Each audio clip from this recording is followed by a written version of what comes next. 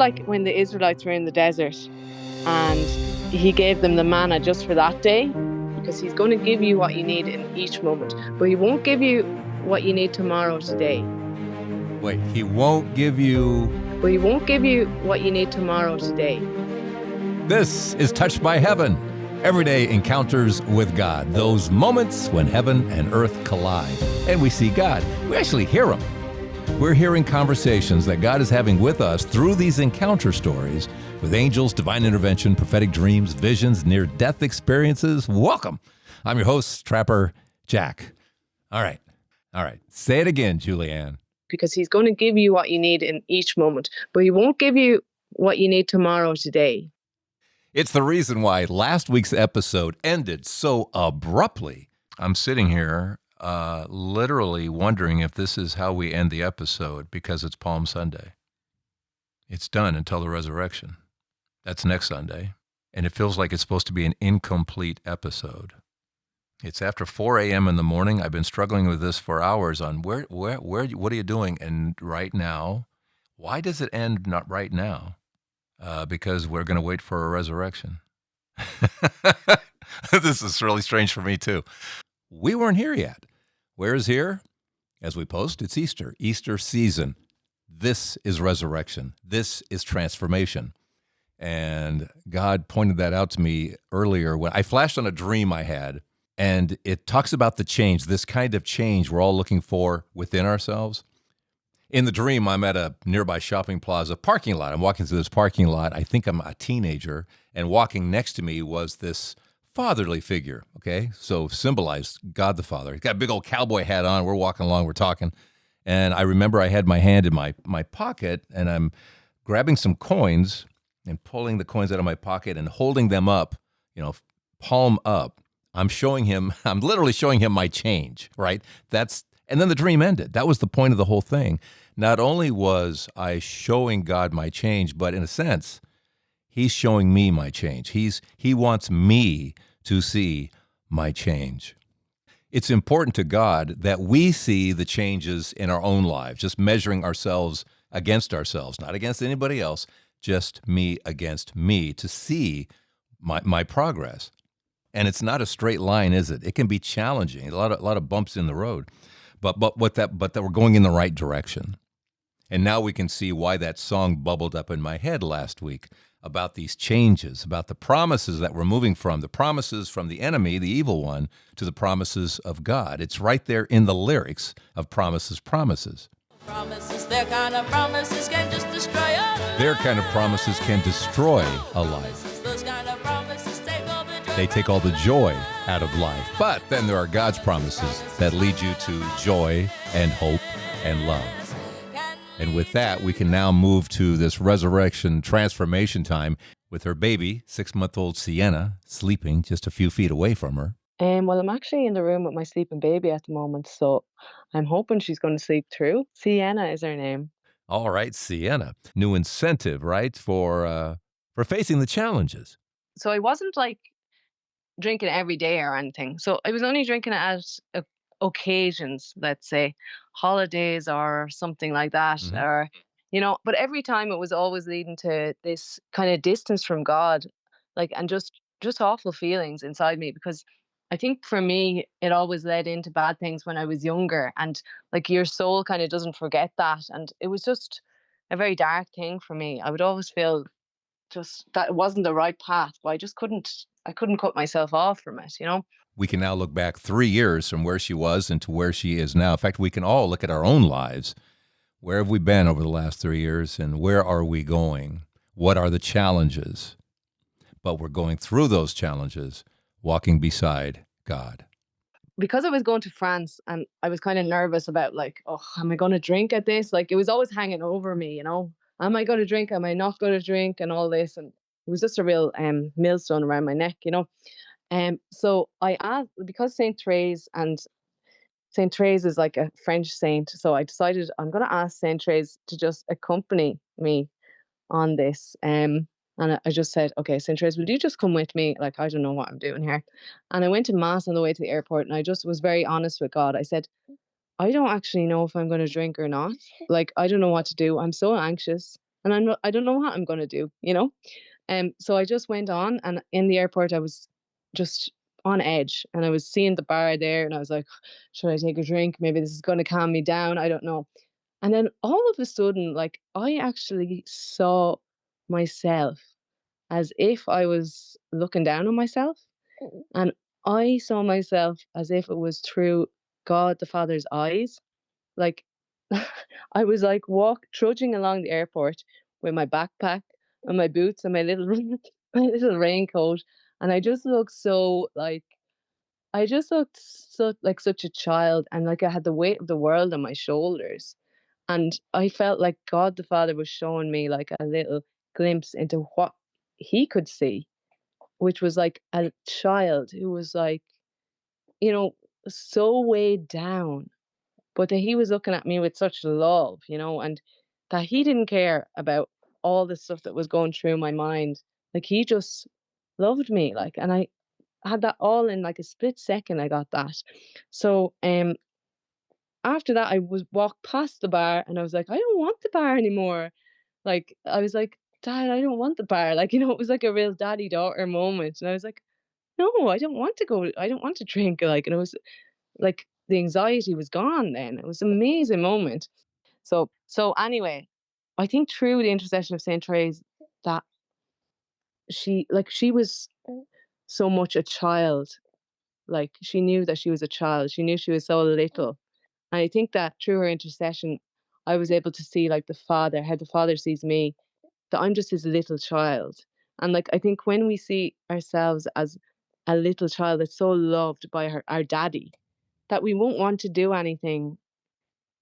We won't actually want to do those things that we know that we shouldn't do, that we know are not good for us, because he loves us and we're his little child. And even though we do the things, he still loves us. It's just I hadn't actually seen myself in that light before. Like, I didn't see myself that way. So I asked, because St. Therese, and I really felt like she was with me during that time. And it was a trip that had so much. I felt like I was walking on clouds in that trip. Like, Nice. I felt like my eyes were suddenly open to all the little ways that God is talking, that I wouldn't just look at, I wouldn't realize every day. And when I came home, I was like, I really hope I can just keep this new eyes, like, to I see, like, know. Don't you yeah, wish? I know. We all do that when we come back from places like that. Okay, and I just want to hang on to this, and it slips away yeah. to some degree, but we still have that memory. Saint Therese is just like, she's so accessible Hmm. because she's so humble, and like, she just knew her own weakness, like, and that's why I think she's so encouraging for people. Yeah, I mean, she would look at the Catherine of Sienas and go, I can't do with that. She's too big." So she did the small Yeah, stuff and became a saint. Just did the small stuff. yeah, Yeah. yeah. She's amazing. Yeah, Yep. yeah. Beautiful. Julianne talks about Saint Therese. I want to talk about her because just this morning, just by happenstance, I'm listening to something about Saint Therese of Lisieux, and we're going back to the 1800s. Figure 1888 for this particular moment. She's 13 years old. She's the baby of all the kids. There's a whole flock of kids. Many of them have died, but she's the baby. She gets anything she wants. She's ornery. She's a piece of work, but then comes this moment. She's 13 years old and it's Christmas morning. And it hits her. It just hits her that life's not about me. And she just turns like on a dime. It's all grace. It's just all grace. And she just goes from this selfish to love, sacrificial love. What can I do for you? It's all about God. She just, in this moment, she gets it. Her sister writes about it. She wrote about it. Just something happened, right? A few days after having this conversation with Julianne, she sent me an email. She remembered something. So I'm going to have my wife, Elizabeth, read this because this is also part of the transformation, the resurrection of Julianne. This morning, I've just joined the dots on something that happened early on in my struggle with alcohol. One day, as I was walking to work and questioning if I could continue drinking alcohol, God showed me an image of a tree. This tree was growing inside me. Its roots were right down to the bottom of my toes. Its trunk was right through my core, and its branches went to the tips of my fingers and the top of my head. At the end of the branches were twigs with little buds growing. God showed me that the buds were rotten fruit. He showed me that the tree was alcohol in my life, and the buds were all the sins I'd committed while drinking alcohol. He also showed me that each time I now drink alcohol, it was like a memory of the sin for my soul and a reopening of wounds caused by the sin. So I was able to see that the roots were only getting deeper each time I drank. The only way to let the wounds heal was to cut down the tree. Yes, I've gone to confession and continued to go to repent of my sins, but I still kept that tree standing, thereby blocking God's grace from getting in to heal the wounds. It was like my identity was all wrapped up in alcohol. I believed it made me into a more interesting person, that my true identity was something shameful to be hidden. Alcohol was the root to what I believed was what I needed, freedom from myself and a new identity. Some dots joined up for me this morning. Remember I told you what stopped me in my tracks was seeing myself through the eyes of God the Father? This happened years after the tree image was shown to me. I see now that God was trying to show me my true identity. I needed to get rid of the tree that was leading to my false identity so that he could plant a new tree within me. He is the tree. This is the tree he is now fertilizing year after year in order to lead me to live out my true identity, which is his beloved daughter. Just wanted to share that with you. God bless. Julianne. I want to finish up just with the final big story here. Is that okay? Do you still have time? I got nothing but time. This is my favorite time. Go ahead. Good. So my favorite time is listening to your podcast too. So anyway, I get home from France. The battle is still going. Okay, like the battle with alcohol. And there's something always calling me back. Like you see, the thing was that I was seeing there was some good in it. It was for occasions. Like I was like, but there's some occasions that I just get so nervous and anxious about that. It actually does help me. So I was like, that's why I would keep it in my life. But that's the way it kind of would drag me in. So anyway, so I was out cycling one day and I was talking to God about the whole thing. And like he gave me some verses like that just came into my head. So one of them was no one pours new wine into old wineskins, otherwise the wine will burst the skins. The wine will burst the skins, and both the wine and the wineskins will be ruined. No, they pour new wine into new wineskins. And he also gave me this verse, remember not the former things, nor consider the things of old. Behold, I'm doing a new thing. Now it springs forth. Do you not perceive it?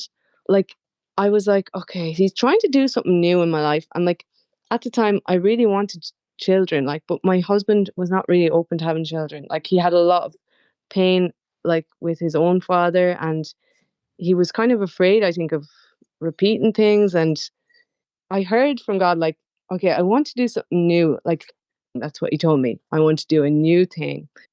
He'd given me another verse, which was about the tree. There was somebody going to cut down a tree because it wasn't bearing any fruit. And Oh, yeah.